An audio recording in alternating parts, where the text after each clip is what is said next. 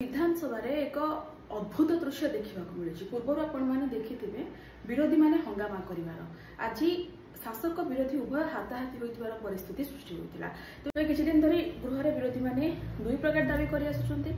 एक होची महिला निर्यातना किभଳି रोकिबे सरकार कोन पदक्षेप नउछन्ती एनी मुख्यमंत्री का स्पष्टीकरण लोडिछन्ती एवं द्वितीयटी हेउची जयनारायण मिश्र विवादीय बयान जो भଳି भाबरे किछि दिन पूर्व जयनारायण मिश्र संबलपुर रे सुभद्रा योजना नै आयोजित एक कार्यक्रम रे निजर विवादीय मंतव्य रखिथिले विवृत्ति रखिथिले जे ओडिसा रे मिसिबा हमर ऐतिहासिक भूल होई गला जहाको नै तुम्ही तोफान होईछि। विरोधी माने नाराबाजी करि आसुछन्ती गृह रे किंतु ए जाय सरकार कोनोसी स्पष्टीकरण देई नाहंती।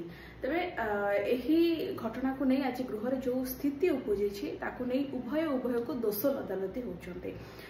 शासक दल को कहवा कथा विरोधी मानक एभଳି आचरण जो आमे बाध्य हेलु एवं विरोधी को कहवा कथा आमे प्रतिवाद करथुलु शासक दल हमको कहवा को देलेनी गृह विताड़ित करिसन्ती। ए सब भितरे जो कोटी कोटी टंका गृह चलिबा पई खर्च होउछि जनता टिकस आसुछि ताहा एक प्रकार बर्बाद होउछि।